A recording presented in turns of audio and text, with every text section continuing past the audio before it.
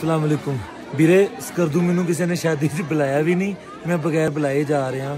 आयो स्कर्दू की शादी और हमारे यहाँ जो शादियाँ होती हैं इसमें बहुत ज़्यादा फ़र्क है।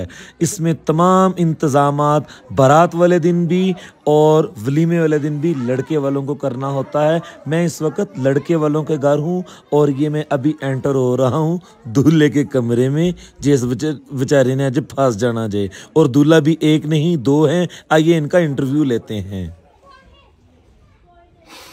दूल्हे हैं हमारे बहुत अच्छे दोस्त हैं, लेकिन आज रात इन दोनों ने रगड़े जाना है।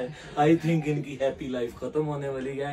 लेकिन स्कर्दू की शादी और इनका ट्रेडिशन देखने के बाद मेरा इतना का कॉन्सेप्ट बदला है। काश हमारे यहाँ भी वहां पे ऐसी ही शादियां हों। यहाँ पे जहेज का कॉन्सेप्ट ही नहीं है। लड़की वाले सिर्फ लड़की देते हैं जिसको उन्होंने सारी जिंदगी फूलों की तरह माँ बाप ने पाला होता है। उसके अलावा अब ये भाई का ये कमरा है शादी वाला, इसमें एक एक चीज जो है ये इनकी तरफ से है।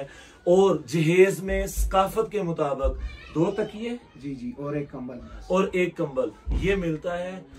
दुल्हन को दूल्हा नहीं बल्कि दूल्हे के घर वाले लेकर आते हैं और उसी के साथ उसका मुख्तसर सा जहेज आता है। सुबहान अल्लाह, कितना प्यारा निज़ाम है।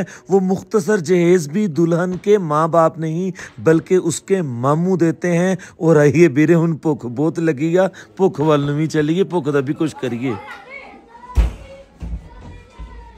बीरे स्कर्दू वाले बहुत ज़ालिम है। ਵਿਆਹ ਤੇ मैं बगैर बुलाए आ गया, कहते पहले थोड़ा नच के दिखाओ फिर हम टूरिस्ट हैं, यूपीएस नहीं आप हमसे डांस करवा रहे हैं। धीरे नवे स्टेप मरवा रहे हैं। चलो रोटी हुन पाओ कि नच तो नच के दिखावा।